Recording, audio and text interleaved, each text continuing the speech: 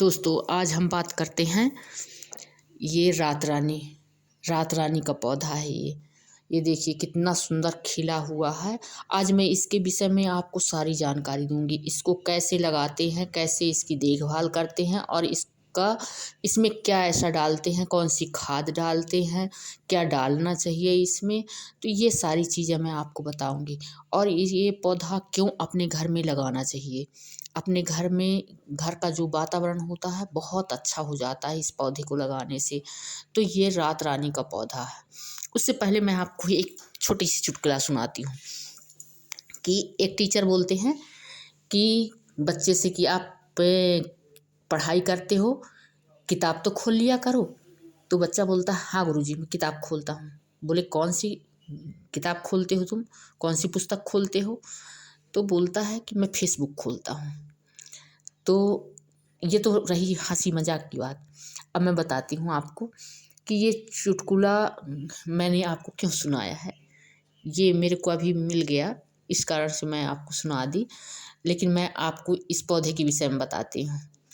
पौधा ये हमारा जो रात रानी का पौधा है, यदि आप अपने गमले में लगाते हैं, छत में लगाते हैं, कहीं भी लगाते हैं इसको, इस बहुत अच्छी इसमें तो खुशबू रहती ही है, लेकिन बहुत आसानी से लग जाता है। आप इसको बरसात के सीजन में इसकी कलम काट के आप लगाइए तो आपका पौधा ये बड़ी सरलता से, चाहे आप गमले में लगाएं चाहे ज़मीन में लगाएं, ये लग जाएगा। अब इसमें हमको देख रेख कैसे करनी चाहिए। तो ये धूप पसंद रहता है, इसमें धूप पड़नी चाहिए। जहाँ भी धूप हो वहाँ आपको इस पौधे को, यदि गमले में लगाते हैं आप तो गमले को धूप में रखिए, और यदि आप ये ज़मीन में लगाते हैं तो धूप की जगह में लगाइए। तो ये पौधा बिल्कुल, और ज़्यादा पानी की ज़रूरत नहीं रहती इसको, कम पानी में भी ये तैयार हो जाता है। ये ज़्यादातर ये वेस्ट इंडीज में पाया जाता है। वहाँ इसको आयुर्वेदिक, जैसे अपने यहाँ तुलसी की मान्यता है, तुलसी की पूजा करते हैं और औषधि गुणों से भरपूर मानते हैं। ऐसे इसको वेस्ट इंडीज में हर बीमारियों के लिए ये लाभदायक माना जाता है। इसको इसको कभी यदि गठिया बात है तो उसमें भी इसका बहुत उपयोग करते हैं। और सबसे ज़्यादा इसमें बीमारी जो बुखार आती है, जैसे मलेरिया है, डेंगू है, कुछ भी है, तो उस बुखार में इसके पत्ते को पीस के और पिलाते हैं। तो उनको ये बीमारी के लिए बहुत ज़्यादा, बुखार के लिए बहुत ज़्यादा ये उपयोगी मानते हैं। इस पौधे में बहुत ज़्यादा खुशबू बहुत ज़्यादा रहती है। ये जहाँ भी लगता है तो बिल्कुल पूरा जगह को खुशनुमा बना देता है।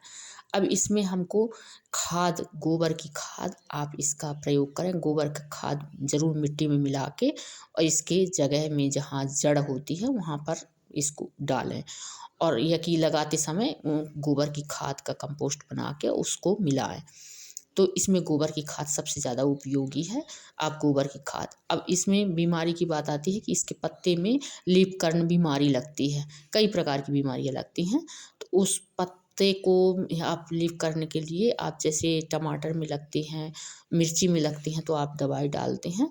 तो इसको नीम की पत्ती पीस के और या कि उबाल के और आप बाटल में भर के और इसमें छिड़काव करिए।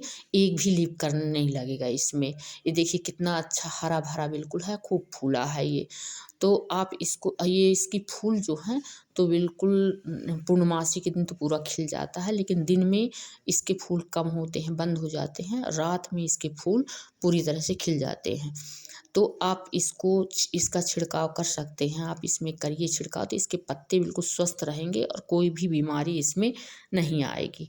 तो हमें अपने पौधे की देख रेख सबसे ज़्यादा इसमें नीचे का जड़ में है। आप गोबर की खाद, और ये इसमें आप एक चीज़ और दे सकते हैं कि आप चावल जैसे आप लगाते हैं, चावल का पानी आप उसको आप दीजिए। चावल का पानी आप देंगे तो उसमें बहुत सारे तत्व पाए जाते हैं। तो चावल के पानी से आपका पौधा बिल्कुल स्वस्थ हो जाएगा और बहुत अच्छा रहेगा आपका पौधा। तो इसमें हम जो आम चीज़ है, जो हम सब्जी लगाते हैं, वो कई प्रकार की सब्जियों में डालते हैं हम, जैसे ऐसे इसमें भी हम अपने जो भी डालें तो हम इसमें भी डाल सकते हैं, लेकिन बीमारी से बचाव के लिए कोई भी बीमारी इसमें पौधे में ना लगे। तो हमें सबको ये पौधा बहुत भाग्यशाली पौधा, ये वैसे ब्रह्म कमल बोला जाता है ये, और दूसरा नाम इसका देवलोक भी है, इसको देवलोक भी बोलते हैं। तो ये पौधा बहुत ही सब लगाते हैं इसको, लेकिन कहीं कहीं अभी ये मिल नहीं रहा जल्दी, कहीं बड़े बड़े उसमें लगता है, सबको नहीं मिल पाता। लेकिन यदि ये मिलता है तो सबको इसको पौधे को लगाना चाहिए, और सबको ही इस पौधे को लगाएं, जिससे घर का वातावरण जो आसपास से निकलते हैं ना, देखिए आप पत्ते कितने स्वस्थ, बिल्कुल स्वस्थ पत्ते हैं, एक भी इसमें कोई बीमारी नहीं लगी है और किसी प्रकार का कोई कीट नहीं लगा है।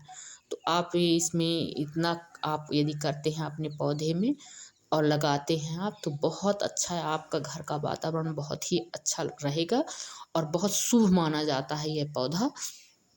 आप यदि आप अपने घर में इसको लगाते हैं तो ये शुभ बोलते हैं कि ये जैसे तुलसी लगती है हमारे यहाँ, ऐसे इसको लगाते हैं तो इसको शुभ मानते हैं कि ये शुभ वातावरण करता है, घर का जो निगेटिव शक्तियाँ हैं उनको भी दूर रखता है। तो आपको ये पौधा लगाना बहुत ही आसान है और बहुत ही सरल तरीका से बताई हूँ मैं कि आप ऐसे इसको लगा सकते हैं। पौधे में बहुत रख रखाव की ज़रूरत पड़ती है, कि जैसे कभी सूख रहा है तो आप इसमें जड़ में कहीं कोई कीट तो नहीं लगा है, कोई कीड़ा लगा है यदि, तो उसमें आप हल्दी घोल के पानी में और नीम की पत्ती उबाल के और उसको आप डाल दें, तो आपका पौधा जो कीट लगेंगे नीचे जड़ के पास, वो कीट खत्म हो जाएंगे, आपका पौधा बिल्कुल हरा भरा स्वस्थ हो जाएगा। तो हमें पौधा लगाना तो सरल है, लगाते हैं, लेकिन हम उसकी देखभाल नहीं कर पाते हैं अच्छे से। पौधे की देखभाल करिए। और ये देखिए ये कितना कितना फूल से बिल्कुल लदा है, ये डाली पूरी झुक गई हैं, बहुत फूला है ये, तो बहुत अच्छा फूल होता है ये, बहुत देखिए आप। इसकी खुशबू दिन में नहीं रहती, रात में बहुत खुशबू रहती है इसकी, बहुत खुशबू रहती है। तो ये पौधा बहुत अच्छा होता है। आप इसको यदि आप लगाते हैं, कहीं भी आप अपने गमले में लगाते हैं, घर में लगाते हैं, तो इसकी ज़्यादा नहीं, आप इतना करिए जितना मैं बता रही हूँ कि आप इसको कलम से लगाइए, और कलम से इसको आप गमले में भी लगा सकते हैं और ज़मीन में भी।